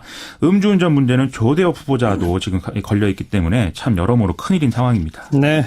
지켜봅시다. 수고하셨습니다. 고맙습니다. 김민아 기자였습니다. 키워드를 통해서 우리 사회의 다양한 목소리를 들어보고 분석해보는 키워드로 읽는 세상입니다. 시사인의 편집기획팀장 맡고 있죠. 고재열 기자 어서 오십시오. 네, 안녕하십니까. 오늘 고른 키워드는 뭡니까? 네, 올해 기류의 인문학 혹은 경제학으로 정해봤습니다. 올해? 예. 제주 올레가 올해 10주년이다 이거 정하신 거예요? 그렇기도 하고요. 예. 몽골 올레 개장식이 6월 18일에서 19일 있었습니다. 네. 몽골 현지에서 있었는데요. 이 제주 올레가 몽골에 가서 올레길을 새로 낸 겁니다. 예. 그래서 그 길을 좀 걸어보면서 길에서 발견할 수 있는 많은 것들에 대해서 좀 얘기를 나눌 수 있을 것 같아서 정했습니다. 네. 고재열 기자 직접 몽골 다녀왔어요? 네, 그렇습니다. 몽골에 올레가 수출된 셈이네요. 그러니까. 그렇죠. 그 과정, 그 배경을 좀 설명해 주세요. 예, 이게 한 2년쯤 된 이제 스토리인데요. 제주에 제몽 포럼이라는 이 포럼이 있습니다. 제주와 몽고. 맞습니다. 예. 네, 거기에 이제 좀 학자들이 교류를 하다가 이렇게 포럼을 만들어서 몽골을 자주 다니시다 보니까 여기에도 우리 올레길처럼 길을 냈으면 좋겠다. 몽골에 지금 트레킹 코스가 따로 없습니다. 예, 거긴 예. 말 타고 다니는데. 네, 그렇기도 하지만. 예. 근데 또 사람이 걷기에도 좋거든요. 그런 것도 또 있죠. 많죠. 네. 예. 그래서 이제 이게 거기에 이 몽골에 그런 길을 내주면 정말 좋겠다 했는데, 소정에 좀 비용이 필요하지 않습니까? 거기에 뭐 길을 뚫는 건 아니지만 예. 그런 작업을 할 수 있는 뭐 항공료나 뭐 숙박비나 뭐 이제 이런 비용이 필요한데 제주관광공사에서 이를 후원하기로 했습니다. 예, 그래서 이 제주관광공사에서 그 비용을 대줘서 예. 지난 1년 동안 이제 코스도 답사해보고 그리고 몽골관광청하고 협의도 하고 아하. 그렇게 해서 이제 개장식을 한 게 되겠습니다. 몽고가 가난하니까. 네. 비용까지 우리가 부담하면서 길 이름까지 붙여주고. 예. 그렇게 따지고 보면 좀 의아해하실 수도 있을 것 같아요. 왜 글쎄요. 제주관광공사가 그러니까 제주관광을 하는데 돈을 써야지 몽골에 돈을 쓰고 오느냐라고 생각을 하실 수도 있을 것 같은데 저도 이제 그런 의문을 품고 가봤는데 예. 가서 제가 느낀 거는 이 정도면은 이 정도 이런 적은 금액으로 우리가 올레라는 이름의 그런 프랜차이즈를 구축한다면 이거는 해볼 만하다. 지금은 이제 그런 트레킹 코스의 트레일이라는 이제 이름으로 붙는데 예. 올레가 같이 일반 명사 되는 거 의미가 있겠다. 예. 그리고 이 몽골 올레는 정말 있었어야 하는 길입니다. 예, 몽골에 트레킹 문화가 없지만 몽골을 방문하는 사람들은 많지 않습니까? 그렇죠. 그런 사람들이 뭐 알프스나 코카서스나 뭐 안데스나 이 히말라야처럼 예. 그런 쪽에서 트레킹을 해보고 싶은 욕구가 몽골에서도 있거든요. 예. 산세와 언덕 그리고 뭐 초원이 좋기 때문에 그런데 그런 사람들에게 어떤 그 디렉션을 줄 수 있는 트레킹 코스가 없었는데 그 세계 각국에서 몽고에 와서 이 올레길을 걸어보고서는 올레에 대한 이미지를 갖게 되는 맞습니다. 거. 그렇습니다. 그러면 또 한국에 오게 되고 이런 거. 그렇죠. 예. 그리고 실제로 이 올레 탐사팀이 길을 이렇게 찾아보는 과정에서 외국 여성 트래커를 만났는데 길을 잃은 트래커를 만난 거예요. 왜냐하면은 아무런 지표도 없기 때문에 그분들이 이렇게 본인들의 기억에 의해서 한번 올라가다가 길을 잃어버렸는데 마침 답사팀 만나가지고 그분들이 이제 게르까지 연결해줬는데 이게 바로 몽골 올레 필요성을 보여주는 것 같습니다. 사람들이 그쪽에 가서 그 징기스칸의 흔적을 더듬어 보고 싶거든요. 그 언덕을. 그런데 거기에 이제 길을 내준 것이기 때문에 어떤 세계가 필요한 일을 하고 거기에 올레의 이름을 붙였다는 데서 저는 의미를 부여할 수 있다고 봅니다. 정말 그 이름 붙은 그 길이 좋습니까? 네. 경관이 수려하고? 좋습니다라고 자신 있게 말씀드릴 수 있을 것 같은데 일단 지금 개장한 코스는 두 코스인데요. 1코스가 복드항산 코스고 2코스가 징기스산 코스인데 이 복드항산은 아주 몽골 울란바토르 시내에서 가깝고 한 20-30분이면 가고 이 시베리아 숲의 마지노선이라고 그럽니다. 그리고 몽골에서는 어떤 그 신성한 산으로 여기는 산인데 여기를 걷다 보면은 좀 하늘 맛을 느낍니다. 하늘 맛. 하늘을 보는 맛. 제주에서 이제 오름 오르시는 분들이 그런 하늘 맛 많이 보실 텐데 여기 재밌는 게 제주의 오름을 거기에서 좀 나무를 좀 지우고 초록색 풀색을 조금 이렇게 황토색으로 바꾸면 이 풍경이 되는데 정말 제주의 오름 풍경을 복사한 듯한 그런 곳이에요. 그런 곳이 있어요? 네. 그리고 징기스산 코스는 이 유네스코가 지정한 세계 자연유산에 해당하는 곳인데 그러니까 요거는 1코스랑 붙어 있어요? 가까워요? 떨어져 있습니다. 좀 떨어져 있어요? 여기 이제 몽골 올레는 이따 나중에 말씀드린 이제 규슈 올레랑 비슷한데 이제 코스가 각자 나 있습니다. 따로. 지역마다. 그런데 이 징기스산은 이제 이 징기스칸의 어워, 그러니까 어워라는 게 성황당 우리나라 비슷한데요. 둥그렇게 이제 돌탑을 쌓아놓은 어떤 그 몽골인들이 기원을 하는 그런 곳입니다. 그래서 이 신성한 언덕으로 이 부르는 곳인데 여기는 재밌었던 것이 이제 초원을 절반 정도는 걷습니다. 근데 그 초원에 툴강이라는 몽골의 어떤 젖줄 같은 강이 흐르는데 그 강가 옆으로 자작나무 숲이 아주 우리 목가적인 풍경을 만들어내고 그리고 이제 뒤에 코스가 언덕을 쭉 올라가는데 재밌는 게 이런 표현을 하면은 상상하실 수 있을지 모르겠는데 언덕을 넘어야 언덕이 보인다. 그러니까 작은 언덕밖에 처음엔 안 보여요. 근데 넘어가면 또 있고. 더 큰 언덕이 있고, 더 넘어가면 또 더 큰 언덕이 있는데, 재밌는 것이 그렇게 해서 점점 그 작은 언덕을 넘어가면서 큰 언덕이 보이는 게 어떤 세상 이치와도 좀 맞닿아 있는 것 같고, 그리고 또 더 큰 언덕으로 올라갈수록 시야가 계속 넓어져서 당연하지, 더 많은 언덕이 보이고, 상당히 이제 그런 맛이 재밌었던 코스입니다. 저는 제가 알프스의 어떤 체르마트 트레일 그리고 코카서스 산맥의 이제 카즈베기 코스 그리고 히말라야 안나푸르나 이제 푸닐 구간 그리고 일본의 야쿠시마 코스들을 한번 다 걸어봤는데 저는 거기에 버금가는 혹은 그 이상으로 멋진 길이라고 자신 있게 말씀드리겠습니다. 초원, 강, 자작나무, 구비구비 언덕. 머릿속에 좀 그려지긴 그리고 하네요. 그 강가에 자작나무 숲에서 걸어온 이 말대들이 이게 이 끈이 묶어져 있는 말이 아니라 그냥 풀어져 방목하는 망들인데 거기서 강에서 물을 마셔요. 그렇죠. 그런 모습이 풍경화의 한 폭 같았습니다. 네. 이게 이제 공식 몽고롤레 1코스, 2코스가 이제 개장한 거죠. 그렇습니다. 앞으로 이제 몽고 정부가 그럼 관리하나요? 어떻게 하나요? 이게 이제 그 관리를 좀 걱정하실 수 있을 것 같은데, 제주올레 특징이 관리를 최소한으로 할 수 있게, 길에 어떤 그 표식을 최소화합니다. 간세, 그리고 화살표, 리본 같은 걸로 하는데, 몽골에서는 리본을 묶을 나무가 별로 없고, 예. 네. 그리고 또 화살표를 표시할 어떤 그런 바위나 그런 것도 많지 않으니까 좀 애매하지 않습니까? 예. 그래서 여기에서 이제 이 제주올레가 수를 낸 것은 그 몽골의 어워, 그 성황당 모양처럼 돌탑을 쌓아서 거기에 깃발을 꽂아가지고, 예. 그래서 재밌는 게 이제 제주올레는 어떤 한 길이 특정돼 있는데 몽골올레는 그 표식에서 표식까지를 자기 마음대로 가면 됩니다. 그렇죠.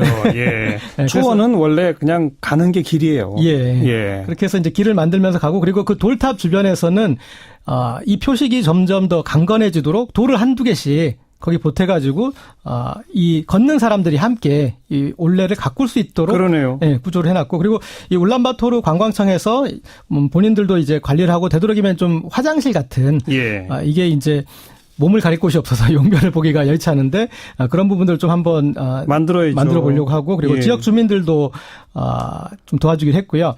그리고 이 몽골의 현지 트레킹 팀들도 있더라고요. 취미가 그런 분들이 와서 그래서 이 자기들도 좀 계속 살펴주겠다 약속을 했었습니다. 많은 사람들이 찾을 것 같습니까?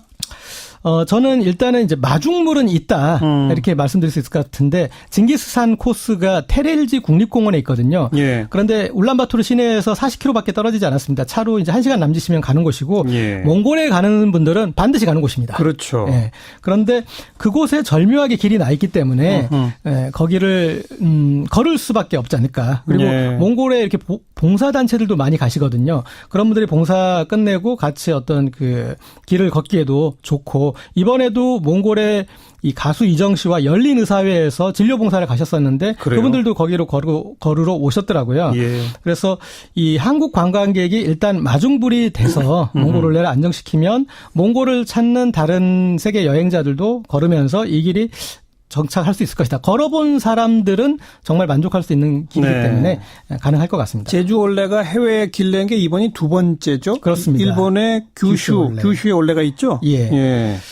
이 규슈올레하고 몽골올레는 조금 이제 성격이 다릅니다. 몽골올레와 다른 점은 규슈올레는 규슈 관광 추진기구에서 제주올레에 공식으로 요청을 해서 맞아요. 예. 그리고 정식 라이센싱 계약을 맺고 1년에 올레라는 이름을 쓰기 때문에 얼마를 지불하겠습니다 해서 지불하는 것이고요. 지금까지 이 한국인이 한 14만 명, 일본인이 8만 명 정도로 걸었고 2022년에 시작을 했는데 현재 19개 코스를. 한국인이 더 많군요. 네. 왜 많냐면 사실은 처음에 여기에 이 규슈올레를 들인 이유도 한국 관광객을 겨냥한 겁니다. 동일본 대지진 이후에 한국 관광객이 급감을 했는데 규슈 지역에 방문하는 외국인 중에 한국인 비율이 60% 정도였습니다. 그래서 올레를 급히 수입을 해서 한국 관광객들에게 규슈를 즐길 수 있는 이제 다른 방식을 보여준 것인데 그렇군요. 제가 좀 인상적이었던 게 거기에 같이 이제 걸었던 제주 출신의 제주올레 자원봉사자인데 그분이 그런 말씀하시더라고요. 15년 전쯤에 여기에 귤 품종 개량을 하기 위해서 지금의 어떤 우리가 한라봉으로 알고 있는 그런 품종들 들이기 위해서 여기 왔을 때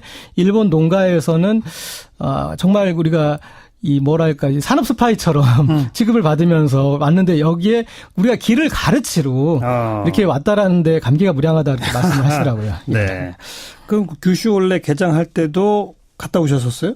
네, 갔다 왔습니다. 그때랑 이번 몽골하고는 어떤 차이점이 있고? 네, 일단 같은 점은 이 몽골이나 일본이나 우리나라를 침략했던 나라예요. 그러네요.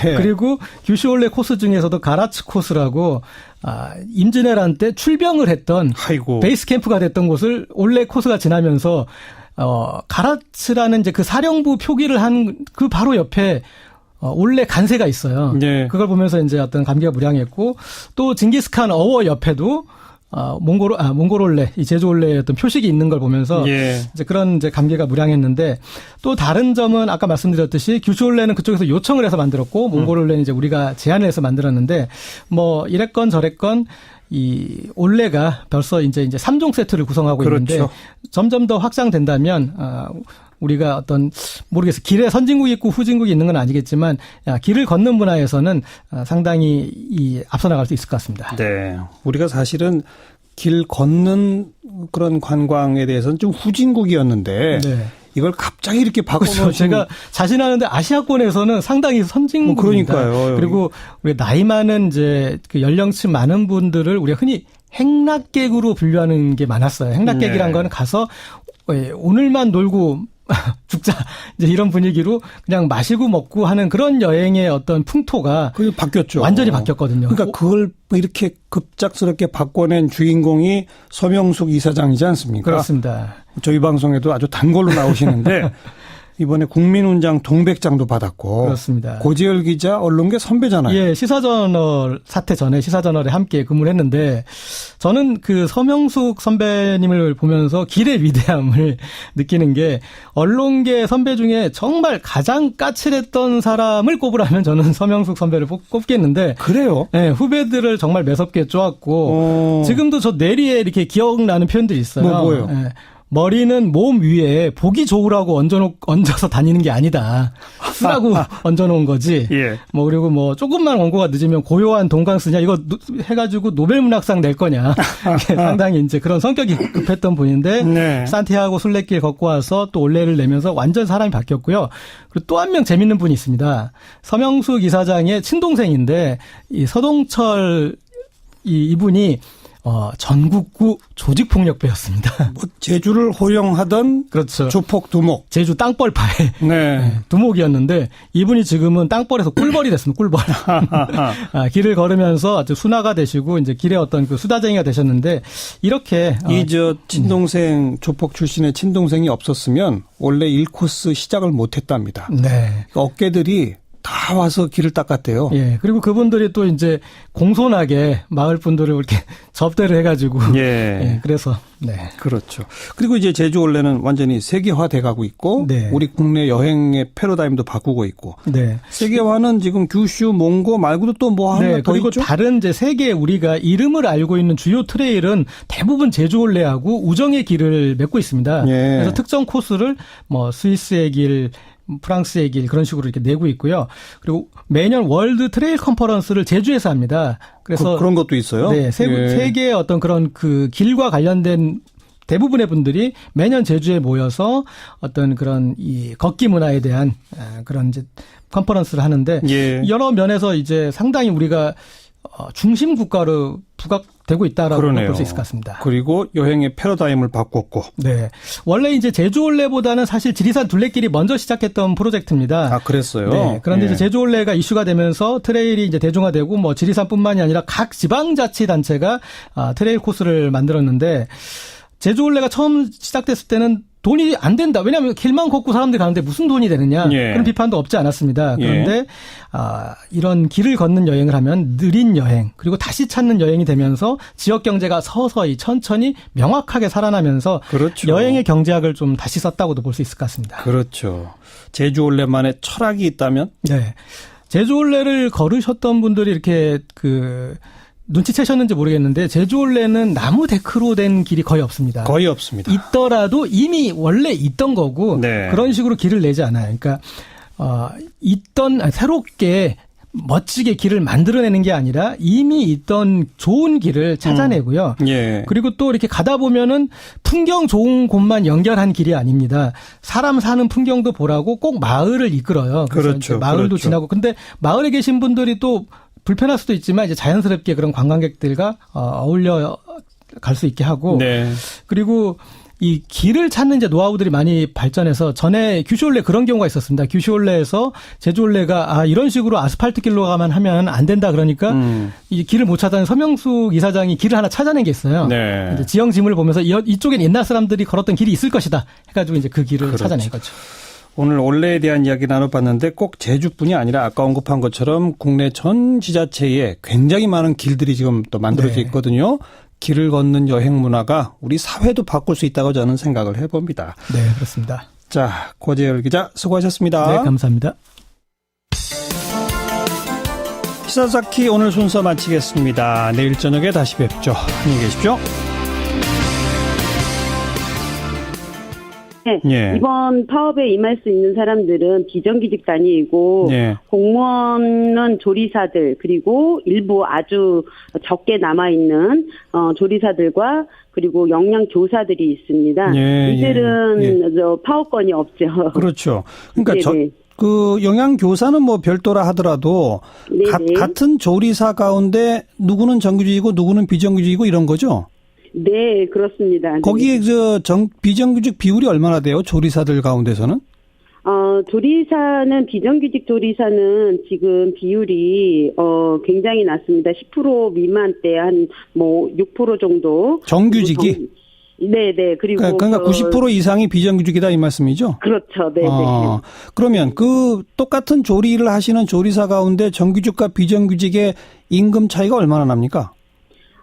처음에 입사를 하면요, 정규직하고 비정규직하고 임금 차이는 처음에는 70% 정도로, 근데 비정규직이 70%, 정규직의 70% 정도로 시작을 해요. 예. 그래요. 근데 해가 가면 갈수록 이제 점점 이것들이 심해져서, 나중에는, 40% 정도밖에 안 되는 20년이 되면 40% 정도밖에 안 돼요.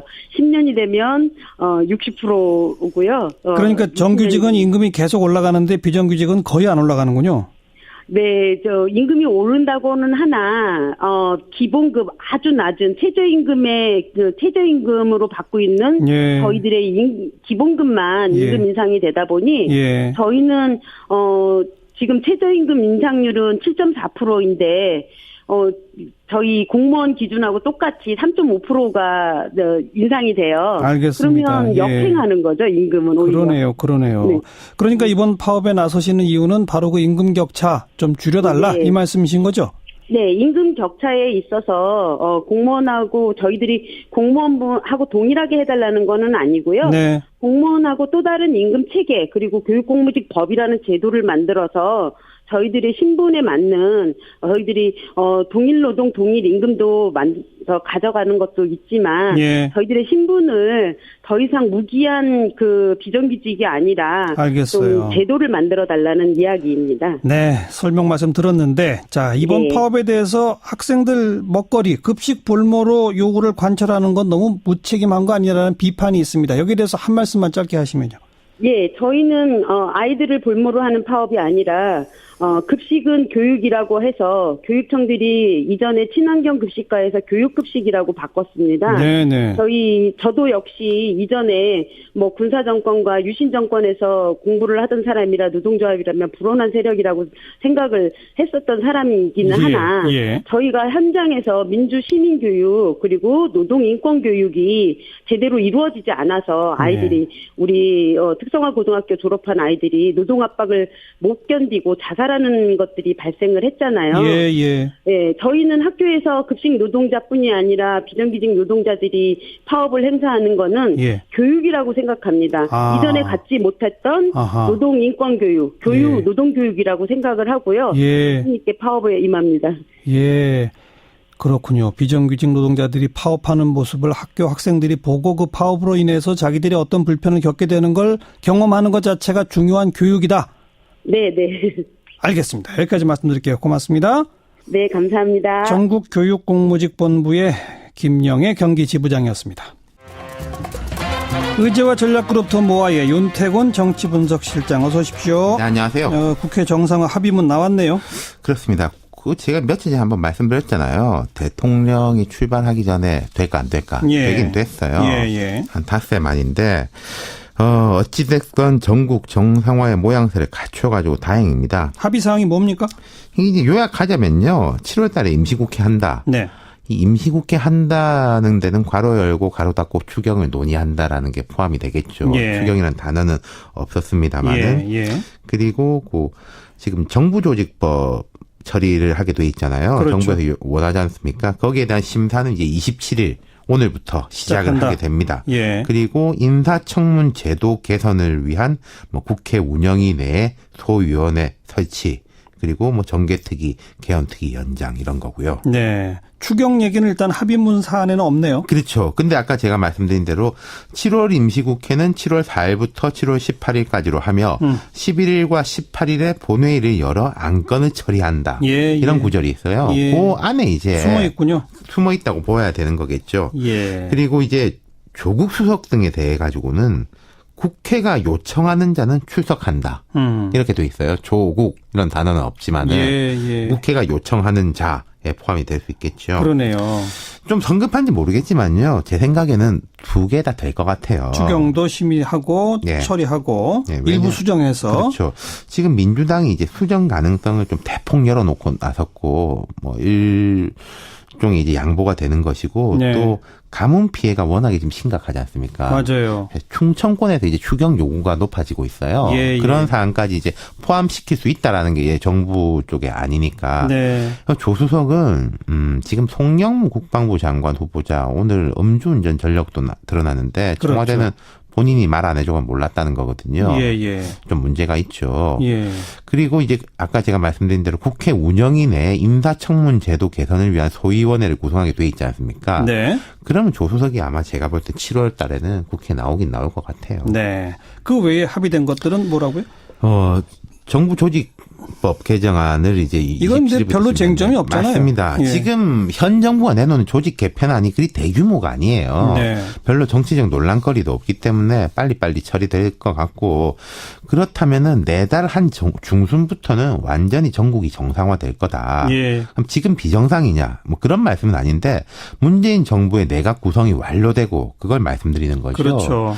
따지고 보면은 대선이 5월 9일에 있었으니까 지금 흔히들 이제 인수위 없이 왔다 이런 이야기를 하지 않습니까? 내달 중순이면은 인수위 했다 치고 2달 지나는 거거든요. 그러네요. 정상화되는 게 맞죠. 그 외에 이제 평창 올림픽 특위 연장 이런 것도 있는데 좀 두 가지 또 당장의 현안은 아닌데 유의 깊게 봐야 될 게 있습니다. 뭡니까? 헌법 개정 특위. 개헌특위죠. 이게 이제 활동 기간을 연장해서 운영한다. 해야죠, 이건. 자유한국당이 위원장을 맡고 있는데 제가 말씀드린 대로 7월에 전국 정상화 된다면은 이 특위에도 관심이 쏠릴 거예요. 청와대에서도 개원 약속을 했고 청와대에서 그런데 6월 임시국회는 좀 아니지 않냐. 처리할 것들이 많으니까. 그렇게 말해놓은 상황이기 때문에 7월부터는 가는 거죠. 내년 지방선거 때 개헌이 완료가 되려면은 사실 시간이 그리 많은 것도 아닙니다. 그렇죠. 빨리 본격 가동해야죠. 그리고 또 하나 정개특위가 구성이 됩니다. 이건 뭐 선거제도 개혁 이런 것 때문이죠? 맞습니다. 그간의 정개특위라는 게 매 국회마다 있긴 있었는데 이번은 위상이 좀 다른 게 합의문을 보면은 선거제도 등 개선을 위하여 입법권이 부여되는 정개특위. 위원은 여야 동수인데 위원장은 여당이 맡는다. 이거예요. 입법권이 부여되는 특위예요? 요게 정말 특징이네요. 그렇죠. 그런데 정개특위의 의결은 다수결이 아닌 합의에 의해 처리되며 체계 및 자구 심사를 위해 법사위 심의를 거친다 이렇게 되어 있는데요. 이게 참 두 가지 상반되는 의미가 다 담겨 있는 거예요. 어떤 거죠? 입법권이 부여되고 여당이 위원장을 맡는다. 그럼 이제 위상이 아주 높다는 거 아니겠습니까? 그렇죠. 개헌 특위하고 별도로 정개 특위잖아요. 저는 이제 개인적으로는 뭐 제 개인 생각입니다만 권력 구조 개헌보다 어찌 보면 선거제도 개선이 더 중요할 수 있다고 보거든요. 그렇게 지적하시는 정치학자도 많아요. 다당제가 안착이 되면은 뭐 고요. 그러한 의혹들을 마치 진짜인 것처럼 증거를 일부 조작한 문제거든요.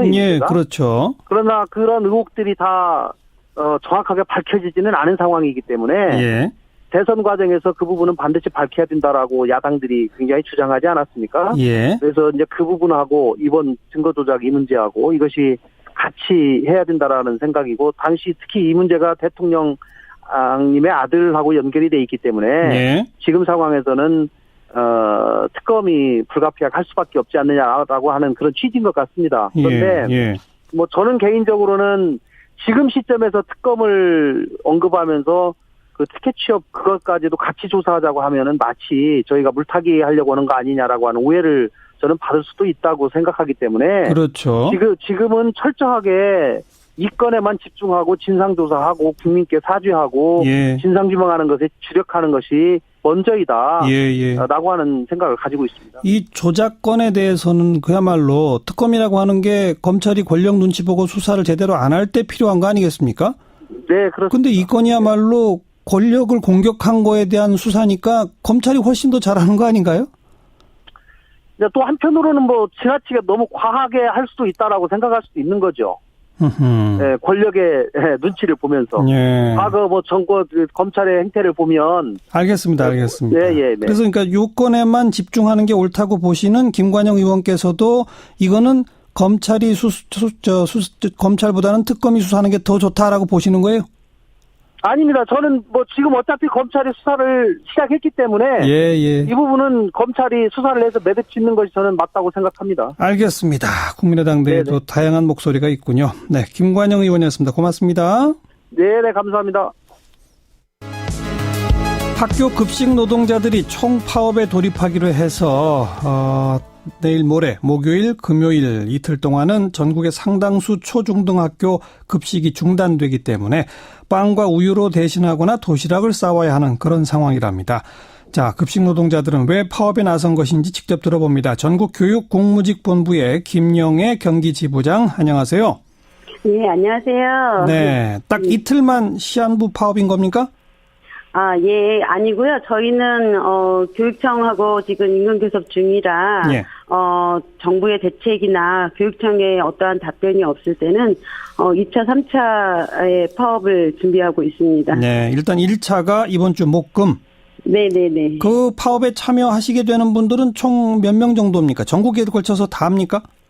예, 전국의 학교 비정규직은 급식 노동자들만 있는 것이 아니라 모든 학교에서 일하는 교무, 행정, 과학 그리고 또 스포츠 강사부터 영어회화 전문 강사 그리고 교육 복지사들까지 다 있어요.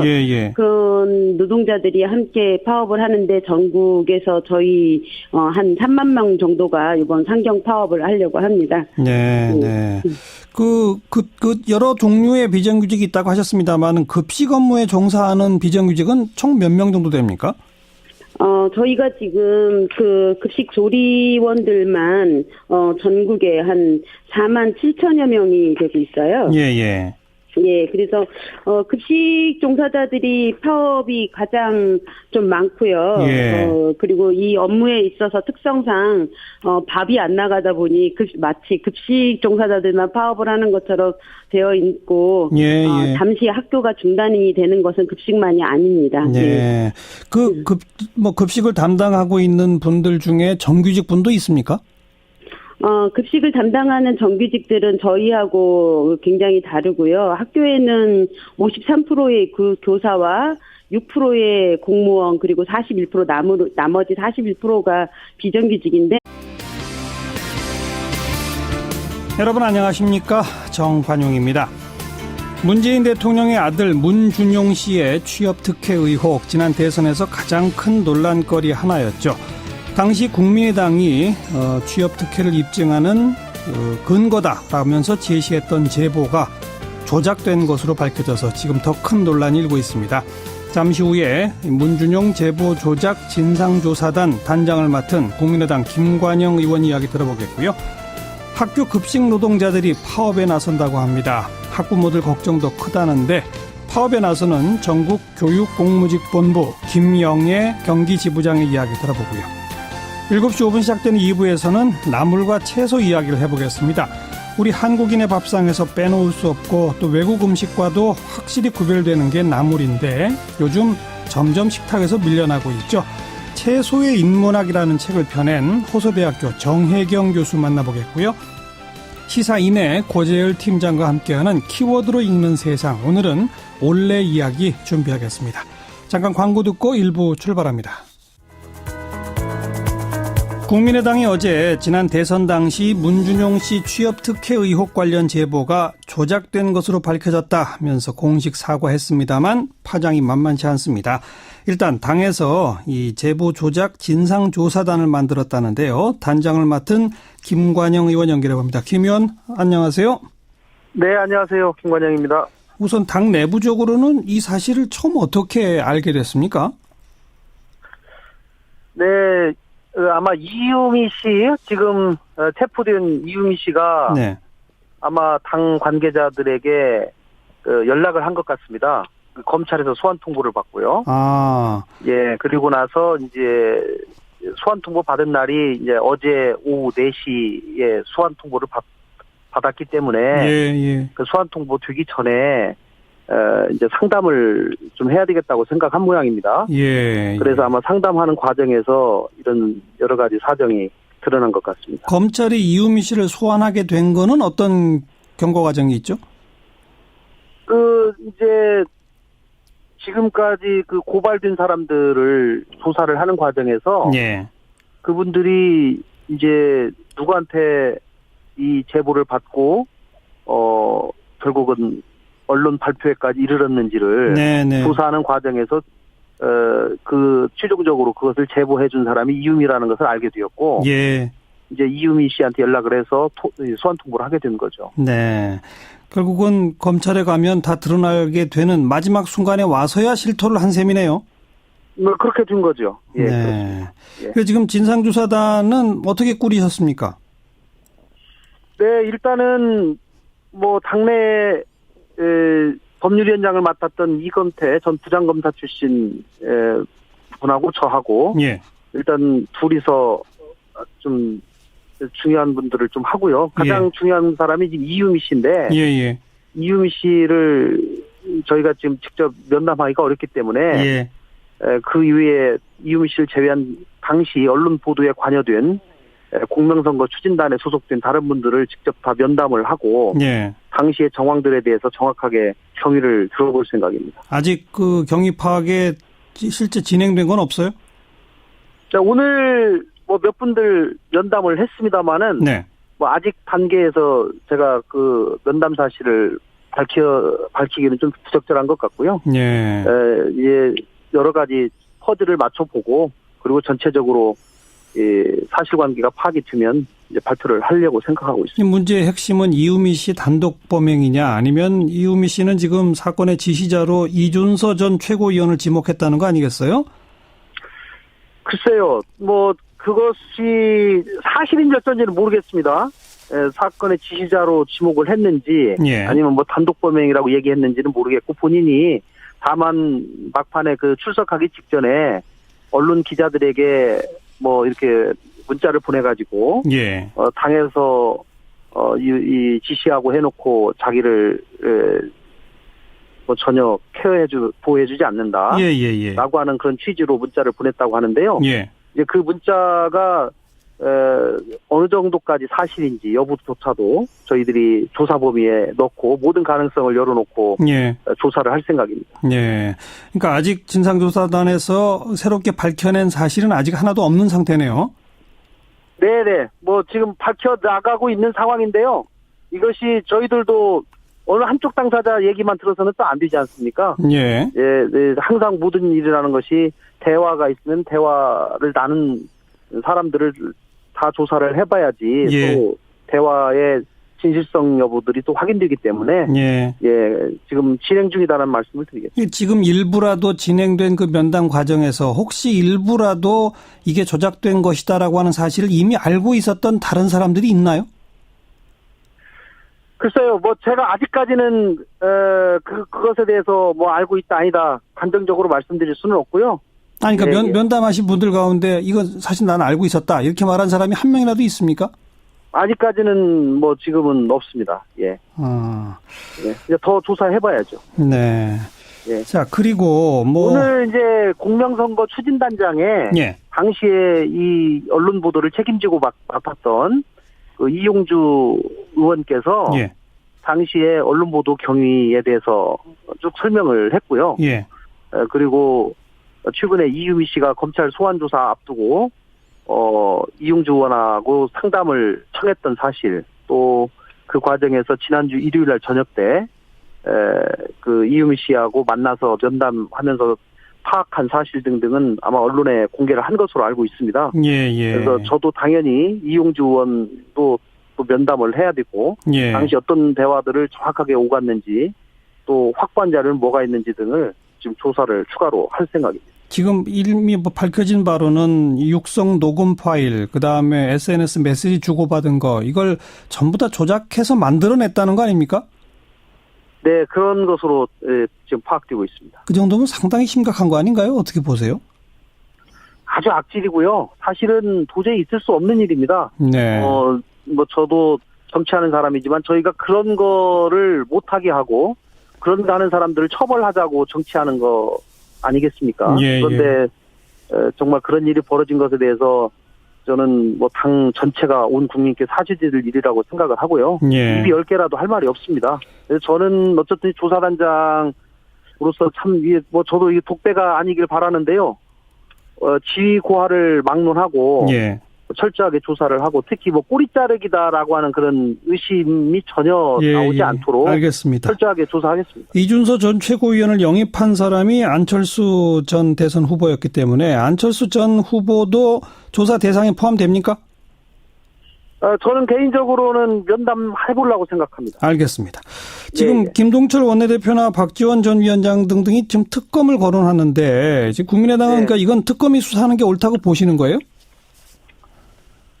이제 그렇게 주장을 두 분이 하셨는데 네. 뭐 당 아까 오후에 의원총회를 했습니다마는 예. 뭐 그렇게 또 생각을 다르게 가지고 계신 의원님들도 상당히 계신 것 같습니다. 예. 뭐 저 개인적으로는 저희가 과거에 이제 티켓 취업 문제에 대해서 상당한 의혹이 있었던 것은 사실이고.